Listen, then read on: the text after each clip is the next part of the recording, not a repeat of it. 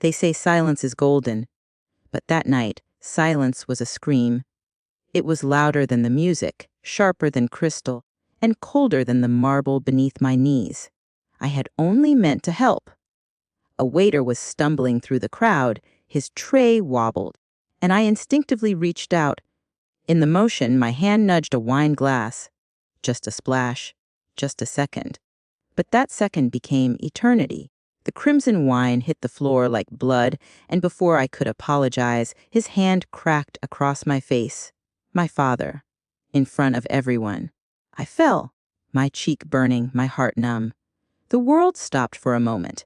No gasps, no rush to help. Just eyes, hundreds of eyes, and his voice. Useless girl, you embarrass me. I wish I could tell you that someone said something. That my brother Daniel, standing by the bar with a scotch in his hand, rushed over. That anyone broke the silence. But no, they all stood still, like statues. Like they'd seen this before. My name is Isabel Monroe. Izzy, to the few who ever cared to ask. I'm 26 years old. And that was the night I realized I was not a daughter. Not in the way you hope to be. I was a name on a family tree. A smile in staged photographs. A shadow on the Grand Monroe estate. Growing up under my father, Franklin Monroe, meant learning to shrink. To smile when insulted. To say thank you when ignored. To accept that love in our house had conditions, terms, clauses, and a strict dress code. That slap wasn't the first time he struck me. It was just the first time it wasn't behind closed doors. The first time marble met blood. I remember sitting there on the floor, the crowd parting like the sea. And for a heartbeat, I didn't want to get up. Because getting up meant playing along again. Smiling, fixing my lipstick, pretending it didn't happen. But something in me changed. There was a phone. A guest. A flicker of light from the corner of the room. Someone had filmed it. I saw their eyes. And I wondered, would they send it? Would they delete it? Would they remember my name tomorrow? I stood up, not because I forgave him.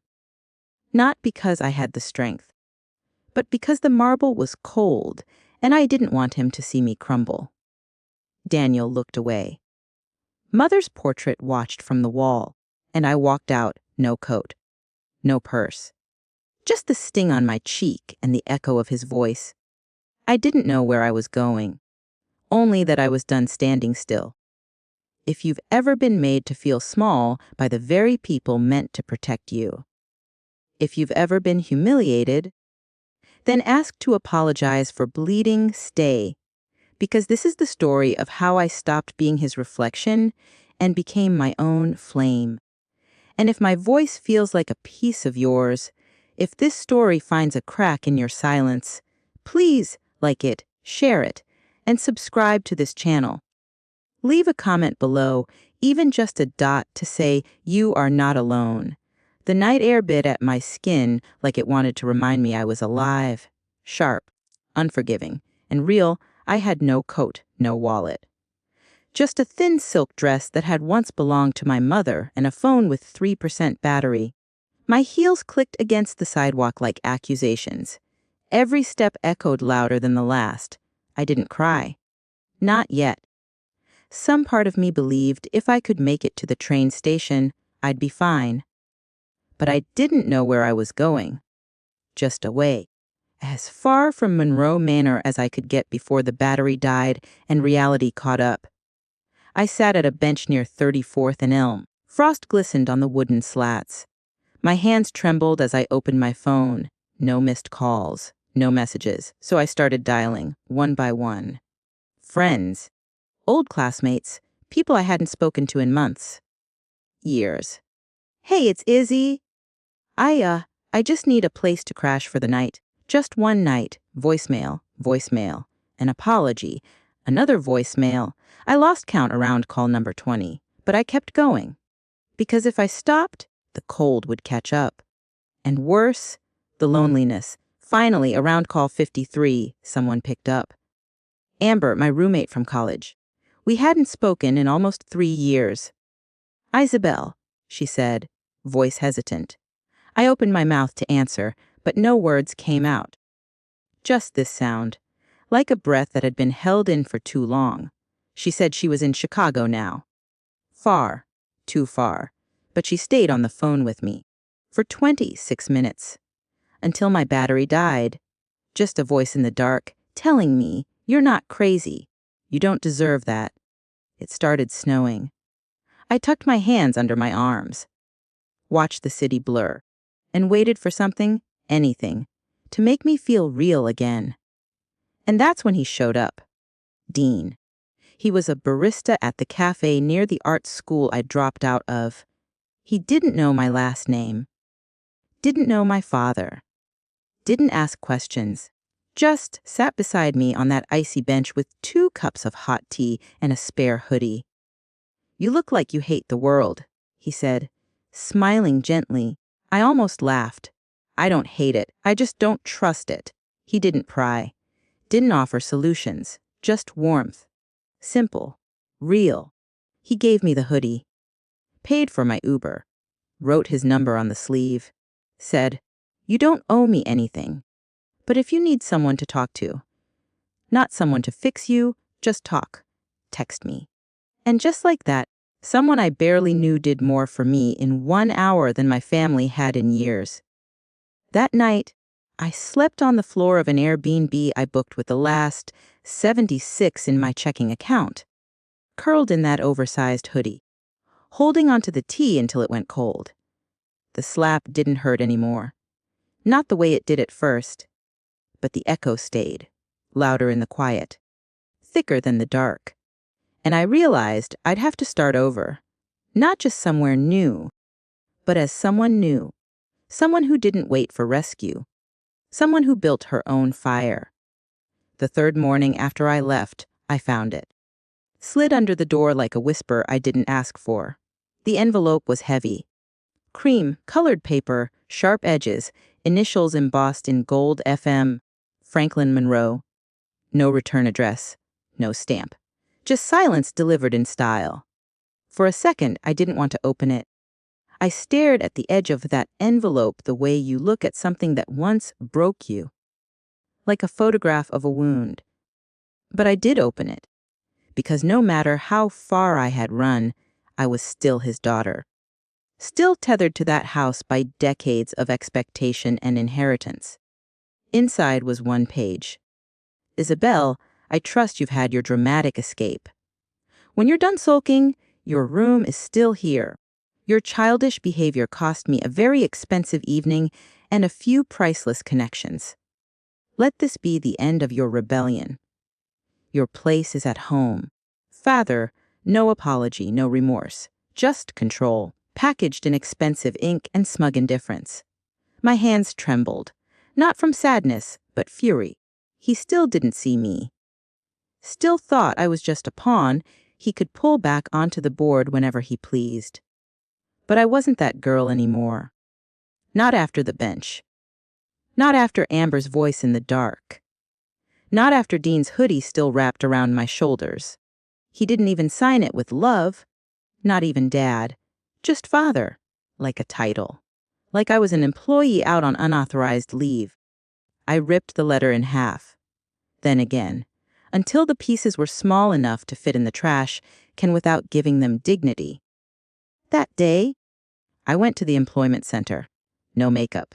No heels. Just me. They asked what I was good at. I told them I wasn't sure yet. But I knew what I wasn't. I wasn't someone's puppet. I wasn't fragile. And I wasn't going back. I got a part-time job at a bookstore. Old building.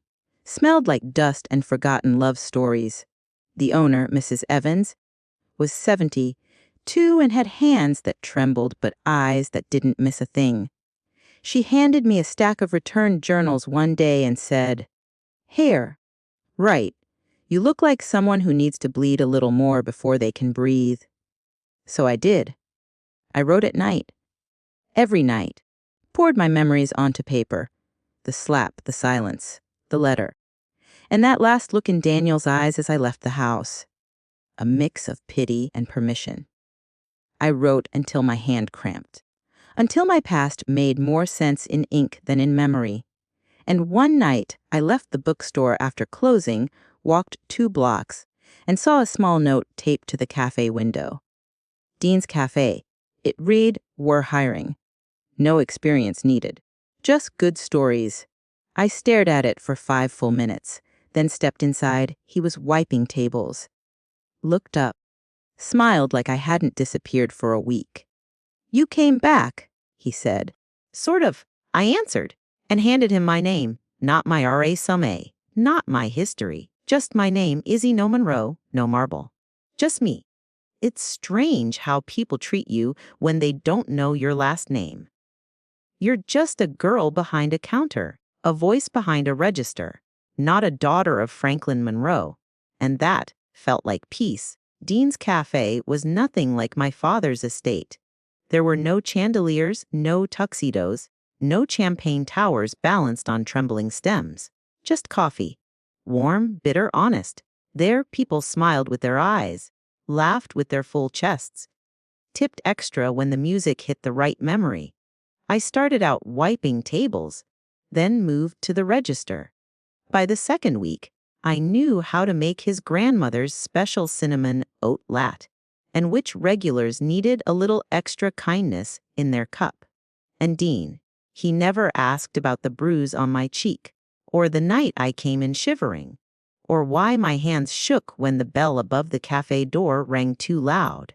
He just let me be, until one night, when it was just the 2 of us, closing up, wiping counters under soft jazz and low lights. He asked, gently, "So, who taught you to fold napkins like they were origami swans?" I laughed. Really laugh. It felt like the first time I'd exhaled in years. I told him, years of formal dinners. You either learn, or you get a slap on the wrist. His eyes softened, not with pity but recognition, as if he too had grown up learning how to be quiet at the wrong moments. He didn't pry, didn't push, just poured me tea and sat across from me. "You've got a good heart," he said, "even if you hide it behind too many walls." And I wanted to believe him, but something inside me whispered, "Don't trust it. Not yet. You've worn masks too long to take them off for a smile." A few days later, I was restocking the cafe bookshelf. Dean had this thing where customers could borrow old novels. When a woman walked in, perfect posture, gold necklace, hair in a tight bun. "Isabel Monroe," she said, like the name belonged on a missing poster. My blood turned to ice. I looked up, frozen. "Yes," I said, "because habits die hard." She handed me a sleek, ivory card. "Catherine Monroe, your father's executive assistant. He requests your presence immediately. It is regarding the family trust." I stood still. The cafe behind me buzzed with espresso and laughter. But inside, I was back on marble, back under crystal lights, back in a house that never felt like home. Dean must have seen my face change. He came from the back, wiping his hands on a towel. "Is everything okay?" he asked, gently placing himself between me and Catherine. "I'm fine," I lied, like I'd always done. Catherine raised an eyebrow. "Your inheritance requires your cooperation, Isabel. This little escape can't last forever." She left the card on the counter, turned on her heels, and was gone. I didn't sleep that night, just stared at that business card under the lamplight. Because the thing about walking away from power is that sometimes it chases you. And now it was knocking again. Not with love, not with apology, but with money, strings attached. And for the first time, I didn't know if I was strong enough to tear them off. The next morning, I stood in front of my father's law firm, a glass fortress, colder than any prison. I had promised myself I'd never step into anything bearing his name again. But here I was, because a ghost can still pull your strings. Catherine greeted me with her usual lack of warmth, led me through hallways too quiet to be real. Each step echoed like a judgment. And then the door. Mahogany, of course. Heavy, of course. Inside, there were 3 men in suits and 1 leather chair, his, still empty. But his presence soaked the air like spilled ink. "You're here to hear the terms of your father's final estate," one of the men said. He gestured to a chair. I sat, my spine stiff, hands clenched in my lap. The lawyer cleared his throat. "Franklin Monroe has passed away." I didn't blink, didn't flinch, not out of shock, out of habit. They waited. I offered nothing. "The bulk of his assets," he continued, "have been transferred to various corporate holdings. However, the personal inheritance for his children," a pause, dramatic, practiced, "is conditional." My stomach dropped. Of course it was. Even dead, he couldn't give without controlling. "For your portion, $8 million. You must publicly renounce any allegations of abuse against him. Sign a document stating you fabricated claims out of emotional instability." My breath left me, like a window had shattered inside my chest. $8 million. Enough to vanish, rebuild, breathe. But at the price of truth, at the cost of silencing the girl on the marble floor, the girl with a red cheek and no voice. "Is that all?" I asked, my voice flat, empty. The second lawyer added, "You'd also be required to attend a memorial service, deliver a short eulogy." My hands curled into fists. Beneath the table, my nails dug into my palm. They pushed the papers toward me. A pen, a silence. I stood, pushed the papers back. "My father taught me many things," I said quietly. "How to smile while bleeding. How to lie so well you forget your own name. How to turn fear into obedience. But he never taught me how to forget." The lawyers exchanged glances. "I won't sign," I said. "And I won't speak at his funeral." As I turned to leave, Catherine stopped me in the hall. "You're making a mistake," she said. "No," I whispered. "For the first time, I'm not."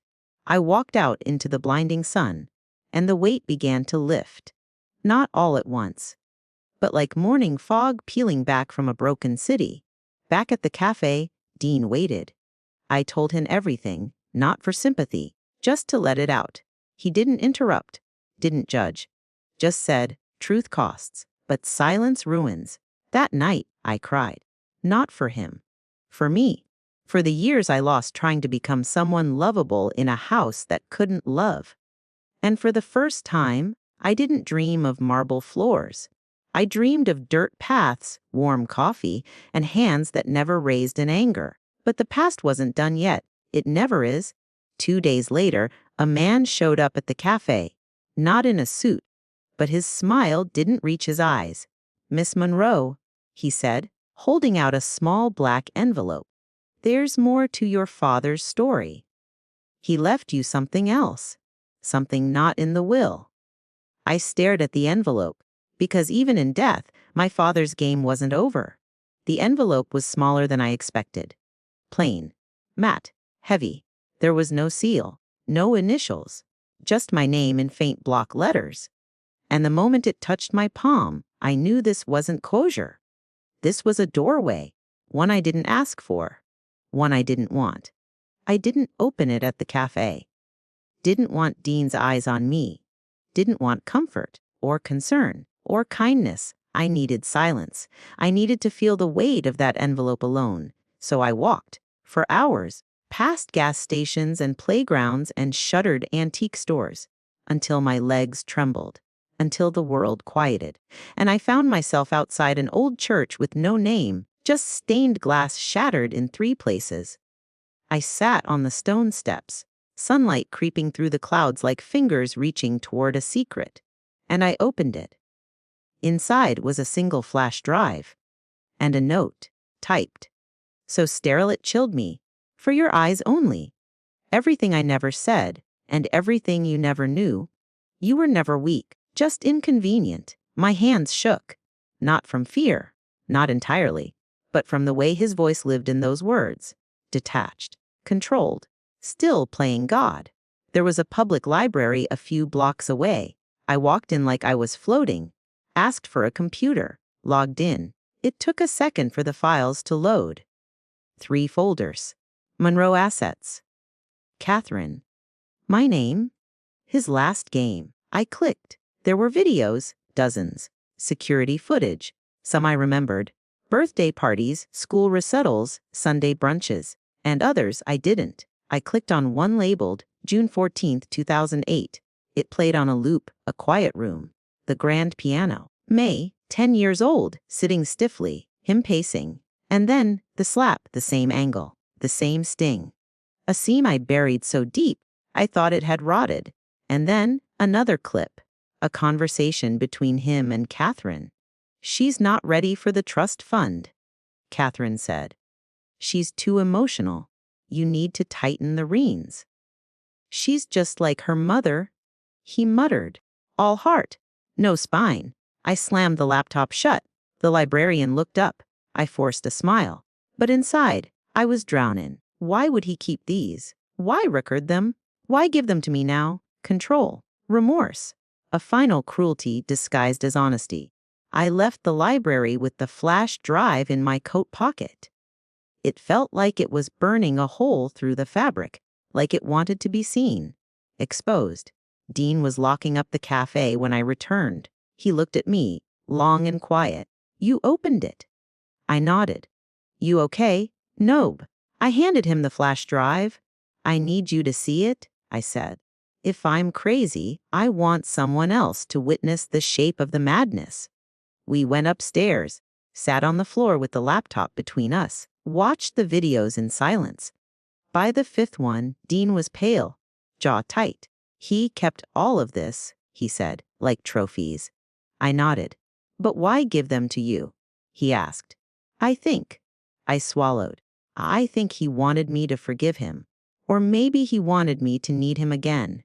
To crack, to break, to lose myself in his version of the truth. Dean didn't speak for a long time. Then he said, You know what you have to do. I did. The next morning, I walked into Catherine's office. No appointment. No warning. She looked up, eyes sharp. Smile tighter than ever. Charlotte, she said smoothly. I assumed you'd come to your senses. I dropped the flash drive on her desk.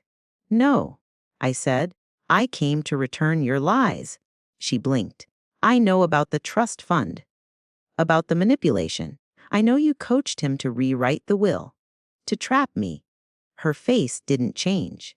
But I saw the flicker, the crack in her mask. You don't know what you're talking about, she said. Oh, but I do. And so will the press. Unless I let the silence do the rest. Catherine exhaled slowly, then reached into a drawer, pulled out a second envelope, this one sealed, stamped with a private bank's emblem. What is it? Your mother's inheritance, she said. Your real one. He kept it from you. I wanted to release it sooner. But he was persuasive. I opened it. $800,000. Not $8 million. But it felt real, clean, unstained. And the will, I asked. Catherine met my gaze. Consider it revised. That night, I walked back to the cafe. The wind was colder.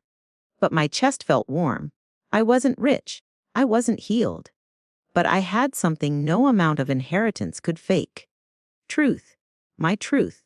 I slept that night with the window open, the sound of leaves rustling like whispers of a past finally released.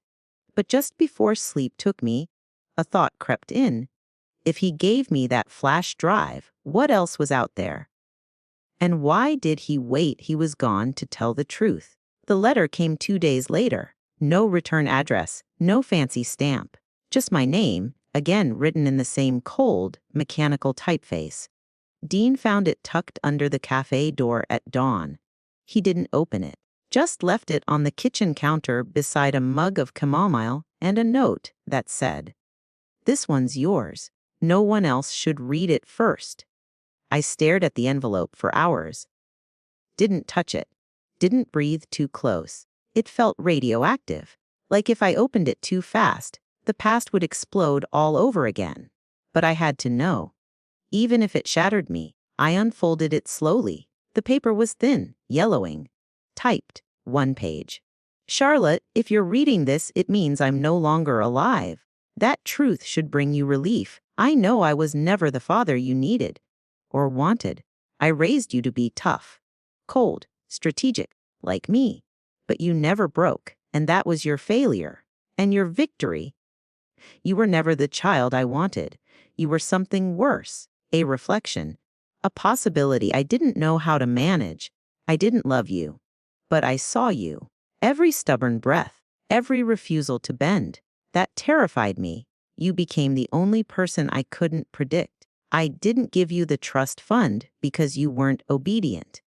I gave you the flash drive because, in the end, I needed you to understand who I really was. Not a father, not a man, just a mirror. And maybe, just maybe, you'll find a way to be more than that. Graham, I read it twice. 3 times.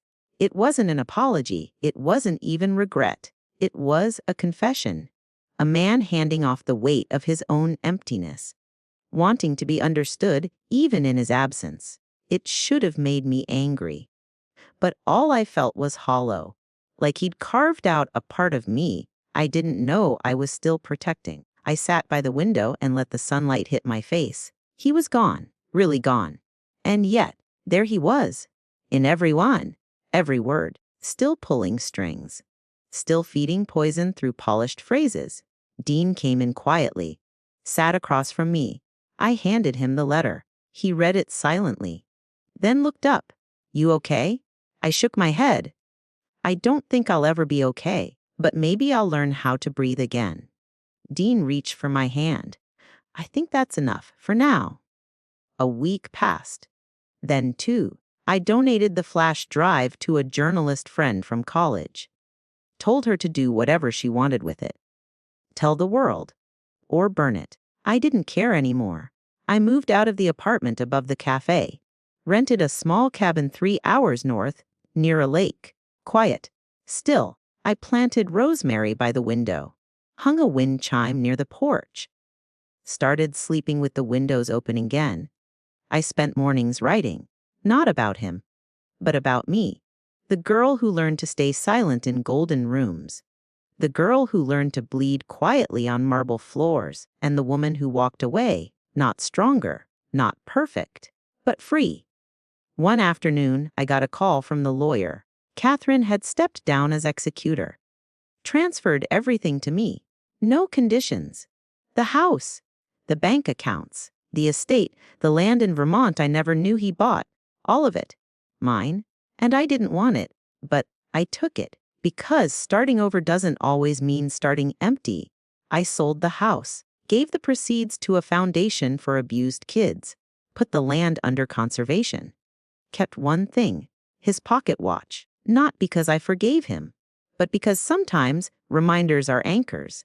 Even the rusted ones. Months passed, the seasons shifted, the air grew colder, cleaner. And one morning, standing at the edge of the lake, barefoot in the frost, I whispered, "You lost, Dad." But I didn't. I'm still here. And for the first time, that word, Dad, didn't taste like ash. It took me a year to feel safe in silence. Another year to believe quiet didn't mean danger. That a slammed door wasn't a warning. That a loud voice didn't mean I had to disappear. People think healing is loud. It isn't. Healing is slow. It hums. It breathes beside you when you're alone with your coffee and your fears. After I left the lake, I moved to a small town in Oregon. Population under 2,000. Enough people to wave at. Not enough to get lost in. I rented a house with creaking floors and windows that fogged up in winter. There was no marble, no piano music echoing down cold halls. Just dust, sunlight, and the sound of birds reminding me I was alive. Every morning, I opened the same notebook. Wrote until my hand hurt. Then walked down to the post office to send letters I'd never mail. Letters to my father, to my mother, to the girl I used to be. Sometimes I'd cry before finishing the first sentence. Sometimes I'd laugh. Other days, I'd just sit still and let the ink bleed. I never needed answers, only honesty. And finally, I had it, in my own voice. One day, an old woman named Lorraine knocked on my door. She said she'd seen me leave apples on her porch every week. I told her I just had too many. She smiled, sat on the step, and asked, "What broke you?" No one had ever asked that before. Not like that. Not with kindness. So I told her, not everything, but enough. She listened, then whispered, "You're not broken. You were just born into a storm and taught to carry lightning." I held on to that sentence like a lifeline. I started volunteering at the local community center, reading to children who didn't know what warmth sounded like, cooking for teenagers who were already tired of hope. I didn't tell them my story, but they knew. Kids always know. Pain recognizes pain, even in silence. And when one girl, no older than I had been, asked me, "Will I ever feel safe?" I knelt beside her, took her hand, and said, "Not always. But you'll learn how to create safety inside yourself, and that's something no one can steal." I still hear his voice sometimes. In the wind, in the mirror, in the places that ache. But I answer with my own now, not with anger, but with the truth that he tried to bury me, and I became a garden instead, that he handed me shame, and I planted it deep and bloomed anyway, that he left me empty, and I filled the space with my own stories, if not what it this far. If you've sat with my story and found echoes of your own, then please, don't walk away in silence. Share this story with someone who needs it, someone who thinks they're alone in their hurt. They're not. Leave a comment. Tell me who you became after the pain, because someone, somewhere, is waiting for your voice. And if this story reminded you of something buried, something you thought you couldn't survive, then subscribe to this channel. Let's keep building a place where stories heal, where truth is safe, and where girls like me get to become women like me. Strong, soft, unbroken, still here, and still choosing light.